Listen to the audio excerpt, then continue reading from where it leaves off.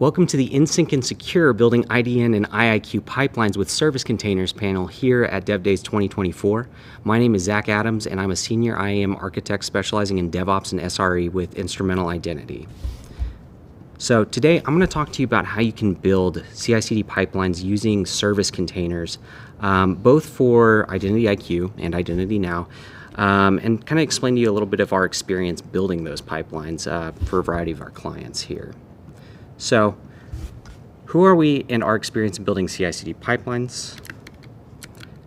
Well, we at Instrumental Identity are an independent consulting company offering a wide range of services in the identity and access management space, and are a SailPoint partner for a long time now, specializing in both new and existing implementations of Identity IQ and Identity Now for a pretty diverse set of clients. So, with our clients being so diverse, we get a unique opportunity to work with many different infrastructure stacks.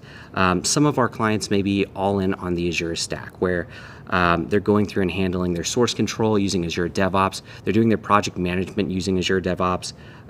Their computing infrastructure is located in Azure as well. But we also have clients that are using more of a trail mix of different technologies. GitLab for their source control, Jenkins for their CI/CD pipeline platform, Jira for their product management. With all of this, we start to see a couple of commonalities between all these different clients, though, even if they have very different environments that they're working with. One of these commonalities is that everybody wants a pipeline. Everybody has a dream state either in their leadership's head or actually in their project management board, maybe scoped out a little bit further on down the line, and they continue to kick the can down the line.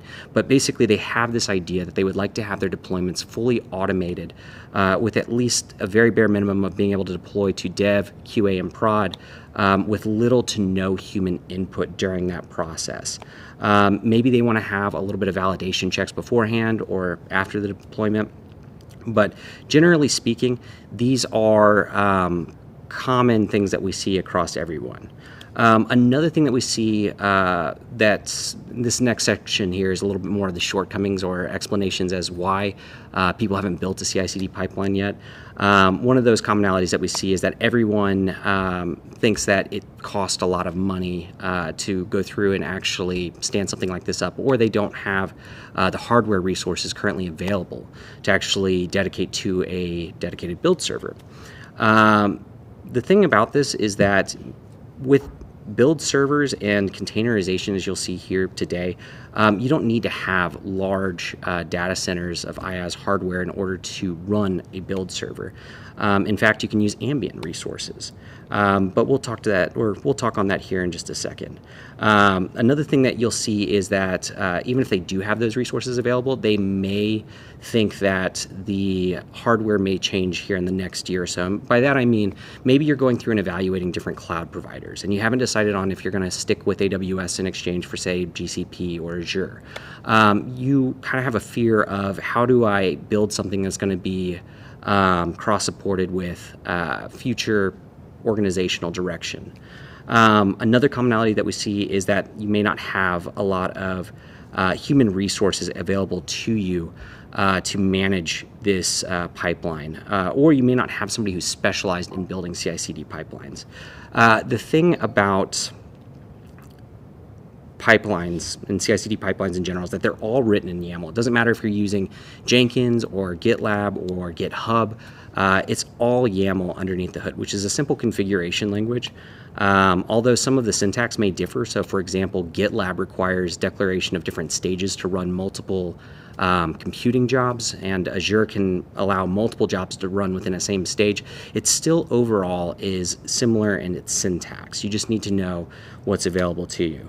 And then finally, with all of this here, we can kind of get around a lot of these problems using both a tiered approach when implementing our CI/CD pipelines, as well as whenever we design the container in which that they're going to run.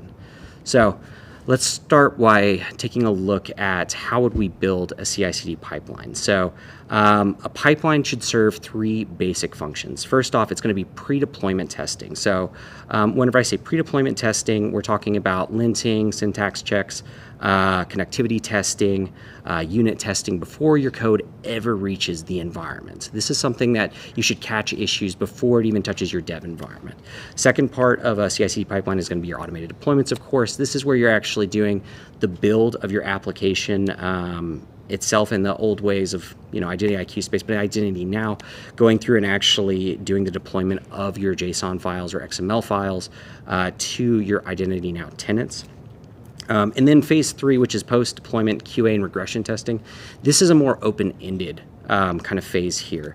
And with this, we are doing similar checks that we do in our pre-deployment phase with a couple of extras like UI testing that's included. So this is using things like Selenium or Cucumber to go through and actually click through the environment to collect evidence during your deployment that you might need for closing out your change management ticket, or to automate usability tests. So these three phases are to be implemented within sequential order. And the reason why you should do it this way is because it handles a lot of your dependency, or it handles accomplishing a lot of your dependencies that you need when building your CI/CD pipeline. So phase 1, you're going through and actually deciding on where your build server is going to live. And whenever I say build server, this doesn't have to be a permanent structure, but you're figuring out what will this infrastructure look like later on down the road. You're also setting up your firewall exceptions to communicate from that build server over to your source control management software. In phase 2, whenever you're going through and building that out, that's where you're actually working on connectivity dependencies related to connecting to your application servers directly. So from your build server up to your Identity Now tenant, making sure that you have those exceptions in place from your firewall team, setting up connectivity exceptions for your Vault storage. So if you're using Vault, HashiCorp, everything like that.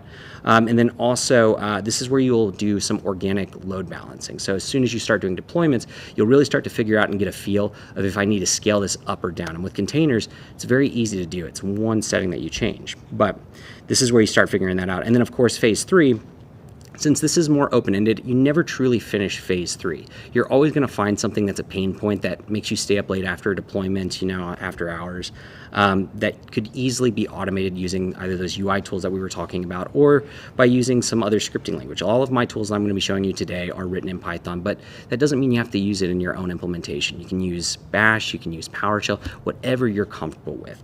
But this is where you try to find needs and fill them with automation. So now, to talk a little bit about what this infrastructure looks like for the build server and kind of a more high-level overview. So you have the three phases of the pipeline, but whenever you're actually doing deployments and running these tests, you have two approaches that you can kind of take, two methodologies, a pull and a push methodology, right? So whenever we talk about a pull methodology, we're talking about pulling code from your source control management up to your server, building and deploying that way. This was something that was a little bit more common with on-prem applications, as your build server was essentially your application server. And what you would do is actually clone it onto your machine, build the WAR file, and then deploy it that way. It was a really simple setup because you didn't have to have a separate build server in order to run this. You also didn't have to worry about a lot of the firewall exceptions that you needed because the build may have happened directly on the actual build or the application server, or the built artifacts were attached via like an NFS or some kind of shared storage. Another plus of the pool structure was that it was that minimal build architecture. So you didn't necessarily need to have many dependencies installed when using a pool approach, because your application server generally will have any dependencies that you need to actually even build that application. But there was a lot of cons that came with this too. So this is great for phase 2, pool is, but for phase 1 and 3, you're going to experience resource drag whenever you're trying to run those pre-deployment tests or those post-deployment tests. If you're going through and linting every single file existing in your repository, you're taking away from what could be used for aggregations. And the same thing goes for UI testing as well, as those are a little bit more resource heavy trying to run that. You also had resiliency issues. So if your application server went down, say due to like a botched deployment, there's a chance that your application server would go down too. And even worse, if your application server also handled DR, or your not your application server, your build server handled DR deployments. Say if your actual main production environment went down and you needed to fall back to a DR environment, well, that build server that was living on that production instance is no longer able to handle that deployment over to DR. You are basically dead in the water at this point. And then finally, and the biggest one, and the reason why we're all here, is that with a pull strategy, it's not compatible with SaaS. The thing is that you're not going to be able to load a build server into your Identity Now tenant. For this reason, it's just out the window. So we come and take a look at the push methodology instead. So with a push methodology, we're going through and we are building the files, running the tests in a separate location, and then pushing all of that to the application server, or storing those unit tests that you're actually running, the pre and post deployment test, into your source control. You're pushing everything back at that point. What's great about this push methodology is that it's highly resilient. Since this is running from a separate build server, you're not going to have to worry about, oh, I had a bad deployment to my application server and as such my runner is down. No, it's going to be able to stay up and actually report back even whenever your application server is down, so you can get real-time feedback as well on kind of a push model here.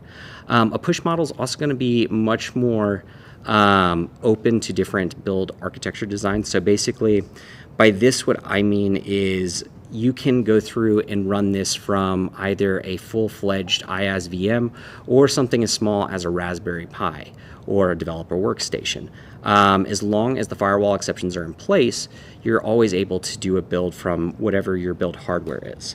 Of course, push methodology is compatible with SaaS. I mean, in this case of Identity Now, we're making different API calls to upload configuration files and run our pre and post deployment tests. There's no resource drag because the thing is we are running separately from our main application server. But there is one con. It's that it's slightly more complex when setting it up. You're having to manage basically two locations, your application server and your build server, if you want to think of it that way. But I'm here to tell you it can be made much easier through the use of containers.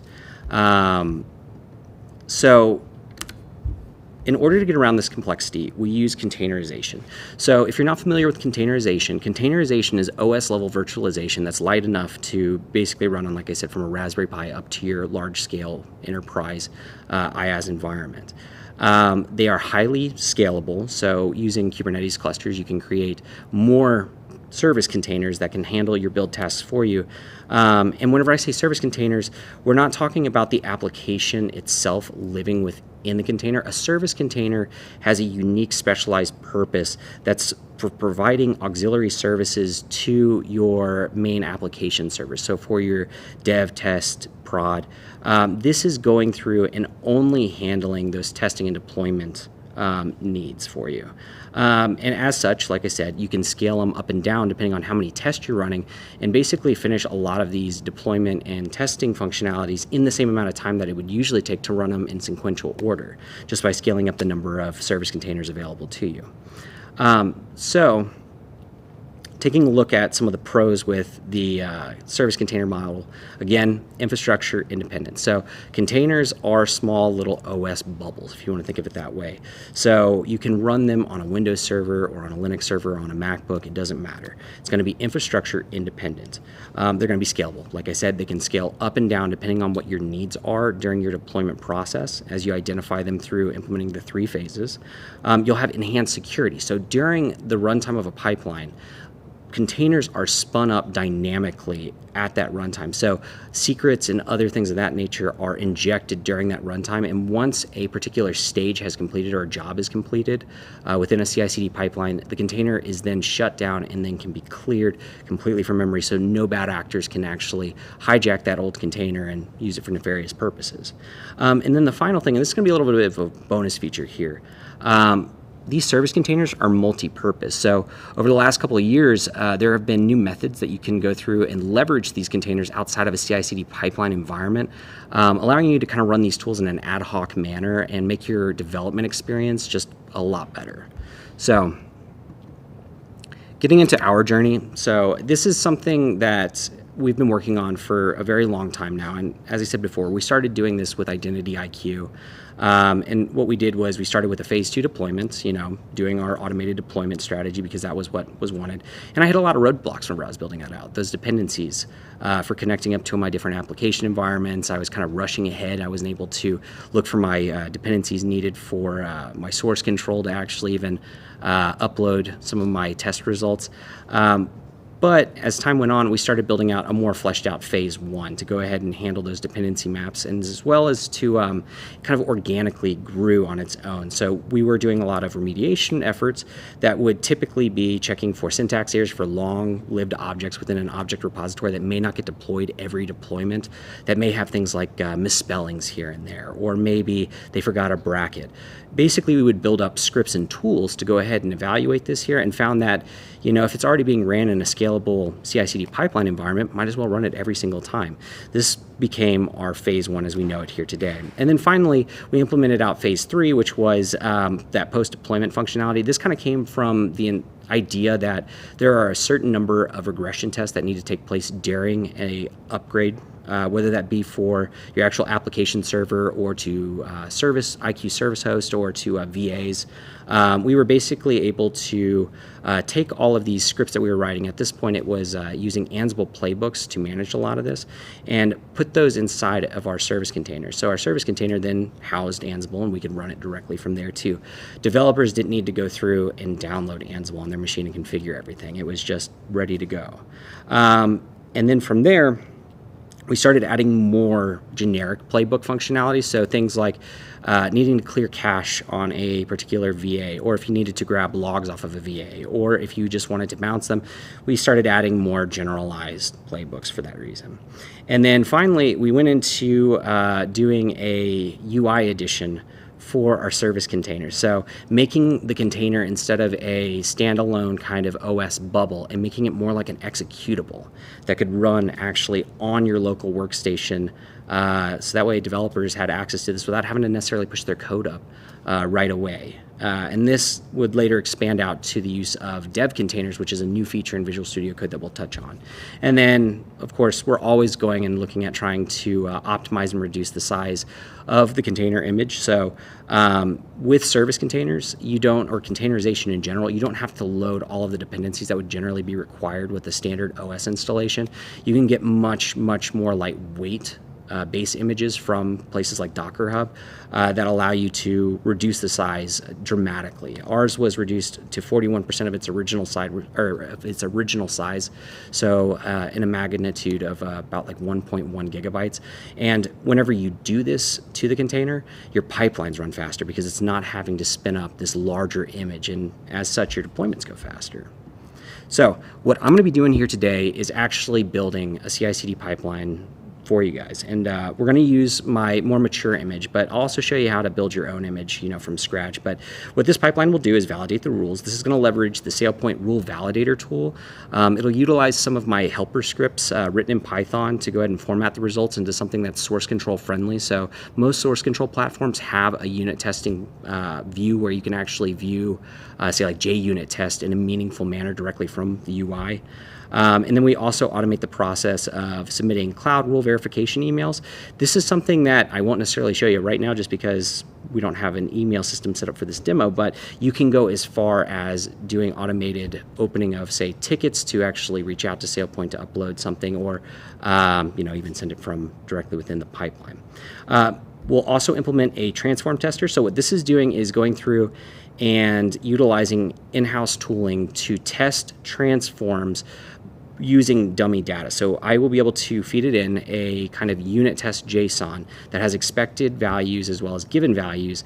And then in this particular test, it will dynamically create our source for us and give us a pass or fail depending on what I've declared within my unit test JSON. This is more familiar with like if you do full stack engineering. This is unit test driven development. So, and then finally a test connection. So we want to double check and make sure that all of our sources are currently connecting up to their end environments without any issues. This is leveraging in-house tooling, again, Python tooling, and the IDN API. So you can do this directly in a pipeline if you wanted to loop through and call every single source and do test connection that way. But this is meant to act as kind of like a sanity check, your litmus test pre and post deployment. We're going to call test connection in our post deployment phase and compare the results between the two. And this can act as a red flag for if maybe a configuration got messed up, or if maybe some configurations on the end application have changed and you're not aware of it. Then moving on to phase 2, we're going to do an export object. So one of the things that we like to do that we kind of found from our Identity IQ days was we want to make sure that we export all of the objects in the UI before deploying to them. There's a lot of times whenever you make changes in the UI and then whenever you do a deployment, they get blown away. And this can be, a day's worth of work or weeks worth of work. By exporting objects and keeping a local snapshot of just the raw objects themselves, not the entire application, you can always roll back and make sure that you're not actually losing anything. And whenever we first built this pipeline, this was all using internal tooling, but as of recent time, there's been the release of Configuration Hub. I'll also show you how you can use Configuration Hub's APIs to accomplish the exact same task. And then, of course, the automated deployment. We want to make sure that we're going through and handling our reverse tokenization of configuration objects before it goes to Identity Now, and provide an auditable trail for the deployments that are occurring. So showing what config objects went out to Identity Now whenever we deployed on this particular night. And I'll also show you how you can accomplish the same thing in Configuration Hub. And then finally, our open-ended phase, phase 3, we're going to do that test connection again. So that other side of our sanity check there, we'll compare those results within the source controls testing web UI. And then we're also going to run a UI test. So leveraging that Selenium or Cucumber, in this case, we're going to use Selenium to go ahead and gather screenshots needed for us to close our change management ticket. So this can be expanded, though, to go ahead and click through and actually trigger first aggregations or provisioning, say, a new user, but just to kind of give you an idea of that, you can run your UI test directly inside of this service container here. But let's go ahead and see what this pipeline looks like. So over here on my screen, you'll see this is my current Identity Now project repository. So pretty simple setup here. There's not necessarily an SSB for Identity Now, but we've kind of developed our own here, just a directory structure that contains a list of the JSON files that come directly from Identity Now that are then able to be uploaded back to the environment. And then we have our declaration of our CI/CD pipeline file here. So again, just a YAML file with different code in there. And then also a token file here to basically contain certain passwords needed to reach out to our IQ service or our different sources. We have an ignore validate properties. This is similar to kind of like your ignore files properties back in the old Identity IQ days, but this basically allows you to skip certain objects from being validated by the rule validator tool. And then we have our transform tester unit test here, giving us our given and expected values. So, but we'll go ahead and show you what this pipeline looks like on our side here. So first off, I'll go ahead and get our environment open.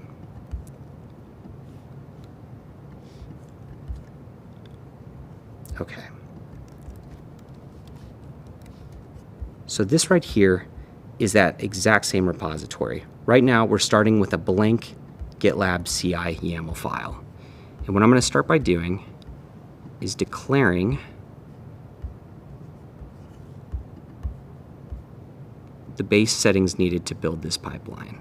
So this is going to be setting up your base image that you're going to be using, as well as the stages for the pipeline itself. So this is directly related to your different pipeline phases. So in this case, we'll start by declaring our stages here, and then we'll go ahead and declare our pre-deploy and post-deploy steps. Then we'll go ahead and declare our container image here. So this is going to direct to our container registry located on our source control platform being GitLab. We have a container registry that comes with that, and most source control platforms have container registries built into them. So that's something that you'd want to leverage whenever you start building your own container. Then we'll start declaring our different jobs. So the first thing that I'm going to go ahead and build is our test connection job right here. So we have test connections, the job name. We've declared that the stage where this is going to be happening is the pre-deployment stage. We're going to allow failure during this because, you know, maybe sometimes the application goes down. We're calling the actual script for that tool. So in this case, it's a Python tool, but I've made it a single line command here. We have our artifacts being published. So in our pipeline, we like to use badging to go ahead and easily show visitors to the project repository what's failing, what's the health of the repository overall. And then we also publish the JUnit test that I was talking about, so that way it can be displayed in a meaningful manner there. We also define an environment name here. So this environment name corresponds to an environment that I have declared within my CI/CD pipeline, or within my repository here. So if we go to our operate flag and underneath environments, you'll see that I have 3 environments stood up. So here's our IID partner demo. Same name is defined here. And inside of this, I'm going through and I'm declaring the URL for my Identity Now tenant here. So this is just the base URL, not the API URL. But once I define that environment in my source control platform, I can go over to the CI/CD section in my settings here, go to variables. So these are the variables that will be consumed by your container image whenever the pipeline runs, and it's then used by our different tools that we have inside of that container image. You'll see that they're separated out by their environment name. So I'll have an IDN password for my IID partner demo, as well as an IDN password for my ambassador demo, which will be our second tenant that we work with here today. But this allows you to basically have multiple definitions of an environment variable that corresponds to each independent environment. So that's our test connection phase. I'm going to go ahead and move forward with our validate rules test here, or validate rules stage. So grab this right here and put it in right here. So kind of a similar thing here. We're going through and we are defining again which stage this belongs to. We are defining exactly where that script is being called. We're allowing failure during, or we are not allowing failure during this run, because during rule validations, we're also evaluating whether or not a rule can be submitted to SailPoint if it's, say, a cloud rule. So if this fails, then we don't want to go forward with our development here, or with our deployment here. And then for artifacts, we are once again displaying the badge that's associated with the rule validation test. We are sharing the JUnit test, our validation log from that rule validator tool, and then of course our environment again. We'll do the same thing here with test transform. So this one right here is going to do that unit test, consume that transform test.json file there. Same exact thing, calling the tool here, exporting the same files. Then we'll also do the same thing here with another new rule that we added in, which is going to be our test workflows rule. And I'm showing you this one right here because you don't always have to have JUnit tests defined for your tools. You can obviously just use log output that is produced whenever you actually run the pipeline. It's just if you want something a little bit prettier and easier to read, you might want to look into building your tool to produce a JUnit test or a similar testing report that can be consumed by your source control platform. So then we'll move on to phase 2, deploy objects. So in this phase here, we're doing 2 separate script runs. So like I said, this is internal tooling. We do our export first, so this is going to go in and grab a copy of all of our objects within the environment, and then we also do our import here. This will take all the objects within this folder here and import that into Identity Now. Whenever it goes through and does the export, it will show those exported files as artifacts affiliated with this job right here. Define our environment once again, we define our validate rules, and then there's a secondary rule down here. So this is something that's a little bit more interesting that you get with Identity Now. With Identity Now, you get event triggers, which allow you to fire off API calls whenever an event happens within the Identity Now platform. What I'll show you here is how you can actually trigger export events to occur whenever, say, like a source is changed. But we'll touch on that here in a second. Now, finally, I'm going to go ahead and define the last of my phase 3 here, just real quick. So, moving down over here, we have our phase 3 rules here. Like I said, we're going through and basically doing a kind of second run of phase 1, so our post-deploy test connection, so we can compare the results between the two. Our test workflow, so we can compare whether or not a workflow stopped working after a deployment, and then our collect evidence step. So this is where we're using that UI testing tool, Selenium in this case, to go ahead and grab screenshots and then export those screenshots as PNG files that are then attached as artifacts to the job here. So we'll go ahead and save our pipeline file and then push it up to our repository.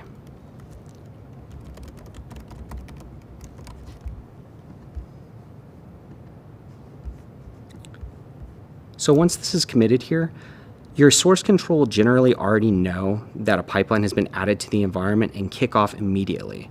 So since I defined 3 different jobs or 4 different jobs during that pre-deployment phase, you'll see that all 4 of them are running in tandem.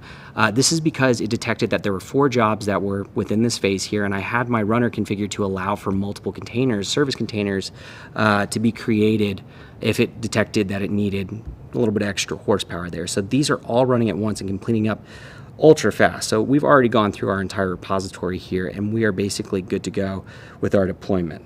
But to take a look at what these jobs actually look like, you'll see that it creates a nice log output of what was happening inside of the container here. So you'll see where it's going through and actually doing all of the different tests for each one of the applications in our environment, our transform tester, our badging, tracks, WS, and showing success and failures for each and every one of them.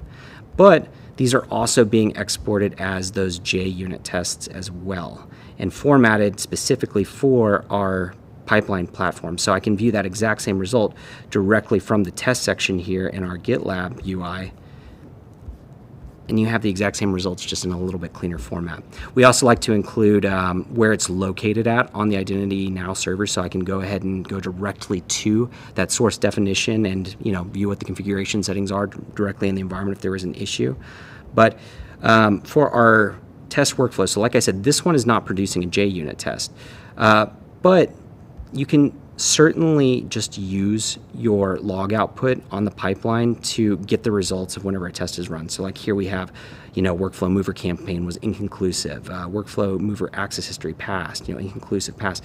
You don't necessarily need to spend all your time setting up JUnit reporting right out the gate. It's totally fine to go ahead and just look for the results within the log output, but make sure that you're exiting with an error so that way it flags this as a failure if there is, a particular failure that you're looking for. But we'll go ahead and do our deploy next. So we'll kick off our deployment here. And this time, since it's a single job, I'll show you what happens live in the environment here. So right now, it's told our runner pool that, hey, I have a job that needs to be run. Once one of the runners say, hey, I can go ahead and pick up that job, it starts by checking out the Git repository, checking out the Docker image for your service container, and then spinning up that service container here. And it happens live in real time for basically every pipeline platform out there that I've worked with. You do get live output from it. While that's running too, we'll go ahead and take a look at those artifacts that were being produced by these previous jobs here. So we were talking about artifacts are being produced by many of these jobs. In order to view them, you can view them directly in the browser here. So for example, here's where my badging was happening. Here's where my JUnit test was created. And you can download them directly from here. You can download the entire archive, and you can see them by job. So each job will have a different set of artifacts available to you. In this case, since it was pre-deployment, most of those are going to be just JUnit tests and log files. For the deploy object step, this one is where we're producing our exported objects. So you can see here, it exported all the objects, categorized them for us in something that's already ready to be pushed back to the repository. And you can grab them if you need them, just in a one-off manner. They're downloadable directly from here.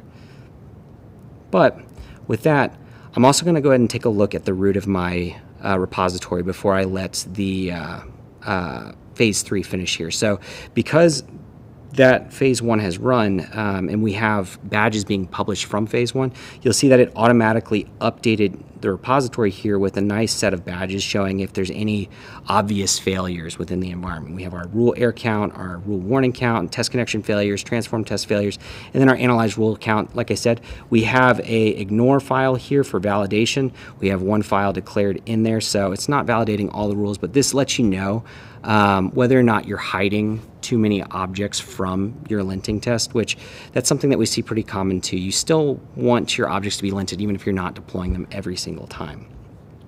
But going back over to our pipeline here, we'll see that our pipeline's completed successfully.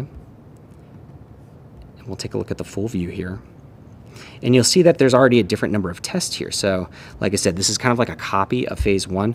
We have our test connection, our post-deploy test connection here. We can see that 9 passed before, 9 passed after. So no obvious errors there. Same for our test transforms here. It's basically, like I said, a way for you to sanity check if it was your deployment that caused the issue or if it was always that way. Now for our collect evidence step, right? This is where we're getting those screenshots of our IDN environment to show that sources were deployed, roles were deployed, other things like that. You'll see that it spun up a container and then it took a bunch of screenshots for each one of those Selenium tests that I'd written up for it. And then much like the other artifacts within the pipeline, you can view those screenshots directly from the web UI here.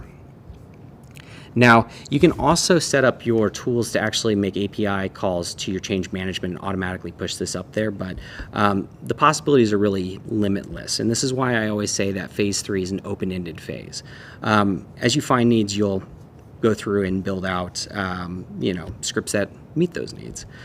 So this is really great and all. I know you're thinking, Zach, it's something where I can go out to your repository and, see your pipeline, but I can't actually use this because I don't have a lot of these tools available to me right now. You said you're using a lot of in-house tooling. I'm here to tell you that I also have a pipeline that's using only IDN APIs as well that you can go ahead and try for yourself here today. What we're going to go ahead and do is we're going to try this build again, but from scratch. And I'm going to show you how you can build your Docker file as well. So I've switched over to my configuration hub run of this pipeline. So an empty GitLab YAML file again. We have a Docker file over here that basically is pulling from a location in our repository here.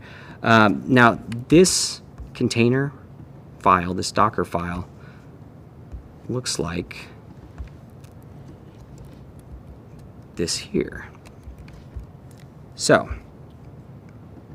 this Docker file is really, really simple. I'm basically only starting from a Python slim image here. I'm loading in some dependencies. Now it looks like that there's a lot of dependencies on here. It doesn't have to be this complex. The only reason why there's so many dependencies is because Selenium generally requires a full Chrome web browser in order for it to run. But you really only need a couple of dependencies for identity now. It's going to be the request library if you're trying to buy or build your tools in Python. Any badge if you want to have badging available to you. JUnit XML if you want to create JUnit XMLs that can then be displayed within the environment. And then of course the Selenium Python module if you'd like to go ahead and build out a Selenium UI tester here. So we use this Docker file to go ahead and create our base service container that's going to be used by the pipeline. Now for those Python scripts that are actually running these different tests, we have, for example, our backups. Instead of using our object exporter that we built in-house, we can use the configuration hub backup endpoint to go ahead and basically build a backup that's based upon your day, month timestamp, as well as giving it a name of pipeline backups. That way where it came from. And like I said, this is literally using just the request library. The rest of these are out-of-box libraries for Python, so nothing really fancy there. Same thing for the deploy. What we're doing here is we're leveraging that requests module again, as well as a couple other file management libraries just to go ahead and make sure that we're able to read all the files that exist within your repository. But again, we're just making a lot of API calls. Same thing for our export here. So export, we're using the export endpoint, and this is going to just basically give us all of those JSON files locally, so that way we can actually access them from our source control platform. Backup is going to only make the backup in Configuration Hub, but this right here is going to give us the actual solid artifacts. So now, to go ahead and build this pipeline here, and this pipeline will be available on our repository after the presentation, so you can play with it yourself. This pipeline is going to look pretty similar to our original pipeline. We're still going to go through and define all the stages that we had before. So pre-deploy, deploy, post-deploy. We're going to have, instead of a single line call, I have to extrapolate the actual path to the pipeline scripts here. But besides that, there's not really anything different here. You know, we're still only needing to do one line of script for it, and we're still exporting the same artifacts during each one of these jobs here. And then instead of using our partner environment, we're using our ambassador environment here. So I'm using a different environment, but since I declared CI/CD variables for both of them, I shouldn't have to make any changes to my Python scripts themselves. And then something that you'll notice as well too is that with that Docker file that I had declared, I didn't actually include any of those Python scripts within the Docker file. And the reason why is that I want you guys to know that you can totally have all of your tools that you're trying to build out for a CI/CD pipeline located in the same repository as your IDN project. So in this case, they're being stored within pipeline scripts, and so whenever it's cloned down to that container, you're just basically calling it from the cloned repository. And this can actually make your pipeline a little bit faster because you're not having to include those in your final build image. But we'll just go ahead and leave it like this for right now and go ahead and kick off our deployment here. So I've saved the file. We'll push that up. And then same as before, it's going to detect the changes on our source control platform and kick off a new pipeline build for that branch. So you'll see over here, this is running. I have a couple less tools, and that's just because a couple of our tools are, you know, using a little bit more advanced internal tooling. And I want to make sure that you guys can use this day one here. But you'll see here as it finishes running through, we can go ahead and kick off our deploy since that finished up testing successfully. And you can see how fast that is too. I mean, like it loads so fast that you have to manually trigger a refresh within the GitLab UI in order for it to actually show the completed status within this kind of overview. And now while this is running here, you'll see that the deployment completed. It's showing an error right now, and the only reason why it's showing an error is because we're using Configuration Hub to actually go through and move between two tenants, being our partner tenant and our developer tenant. In this particular environment, we don't have an exact match between the two, but this would be similar to if you actually were set up with an Identity Now dev and production environment. So that would be how you would move between the two. And then, of course, we have our post-deployment steps taking place. Still have everything pushing back up. So we'll go ahead and take a look at our dev tenant now. So within our Identity Now dev tenant, go ahead and log in real quick. And we'll take a look at Configuration Hub to make sure that those changes took place. So we'll come over here, Configuration Hub. And then under here, you'll see pipeline backups that have taken place, and we have one that has taken place for basically every single run that has happened, and it's been categorized by its date timestamp. And then you'll see that it'll create an automated for draft backup as well as you move between the different environments. But if you're familiar with Configuration Hub, this is something that's probably not strange to you. But like I said, this is something where I'm just calling API endpoints. This doesn't necessarily require you to build anything from scratch. You just need to go through and explore the Postman collection on your own to find what you're looking for. Now, this is the extent of the pipeline. And like I said, this is a very, very expandable process that is based upon what your organization's needs are. As time goes on, you're going to find new things that are pain points for you that you'd like to automate. And the key is to make sure that you're going through and building it as you see fit. I mean, if you have to do something, every single deployment, maybe take the time to figure out, hey, maybe I can write a Python script for this. And then it's as simple as just importing it into your repository along with your project and then calling it from your service container. So our base value that we've provided here with this pipeline. So if you're wondering, how do I get the okay to implement this here at my organization? We are already pretty stretched thin on our velocities. We don't really have very much manpower to actually go through and build this out. Well, you've already seen that it can prevent errors from reaching production environments by using pre-deployment testing. Since you can do all the testing from within the container itself, you don't have to worry about messing up with somebody else's code, whether that be in production whenever it's actually going live, or even in dev whenever somebody is building with the exact same configuration files, whenever you have multiple developers touching the same thing. You have accelerated build and deployment processes, so now you don't actually have to go to your IDN tenant and actually kick off that migration from one tenant to another. You can do it directly from the Identity Now environment, from within the the source control platform. It's as simple as just clicking a play button.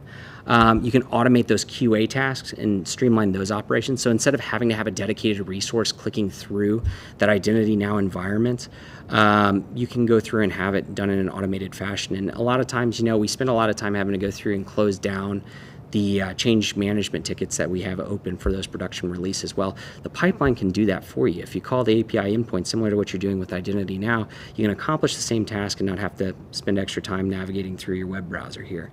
And then finally, we're centralizing our change control and deployment records for easy auditing. So you know exactly when something is going out, who made the changes to that file, because with source control, you can see the contributor to a particular file and its file history throughout time. You finally have the access to that just all directly from your source control platform. So one other thing I wanted to show you real quick too was the ability to do exports with Identity Now's event triggers. So this is something that is really, really unique, and what's really great about Identity Now being a SaaS application, you have these kind of event triggers that allow you to call back to the CI/CD pipeline and basically do your Git management for you without actually having to know how to use Git, if that makes sense. So basically, whenever a change happens to a source, what we're going to see here is that we'll kick off a pipeline that then calls that export job, and then we'll make it to where you can actually push it directly back into the repository for you. So basically, Identity Now is managing its own project at this point. You're just making changes within the UI. So we'll go on over to our admin section here, go underneath event triggers, and you'll see underneath our subscriptions, we have one defined for updating the objects in the Git. And this happens whenever the source is updated. So I'm going to go ahead and kick this off. And we'll go back over to the repository here. So this is that extra step that was hidden up here at the very top. So whenever it listens for an API call to its pipeline endpoint that has the export trigger set to it, then it will kick off just particularly that export job there. So we'll go ahead and take a look at our pipeline here, and back at our root folder, you'll see that it kicked off a two-stage process here showing a trigger token. This was a export operation using Configuration Hub, and you can see all of those objects were updated here. So that way, if somebody's only doing changes in the UI, you're capturing them both in your source control platform. So you're kind of doing both. You're doing an export before you do a deployment from your source control, and you're doing an export whenever you do changes within the UI. So they're always in sync with one another. Just a really cool feature and a unique thing that I found with Identity Now. And there's a lot of other things that I haven't found yet that you might be able to find. But there's one last little thing that I wanted to show you here today. One other bonus feature that comes with service containers is that you can expand the functionality beyond the pipeline. So like I said before, in our very last stages of our build out for this service container, we started including a text user interface, so that way developers could run these tools in an ad hoc manner, in a one-off manner.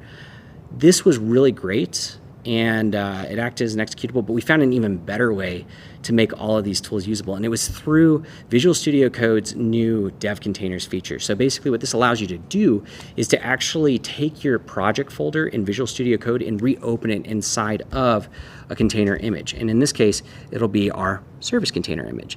And that allows you to do all of your development from inside of there and be able to call the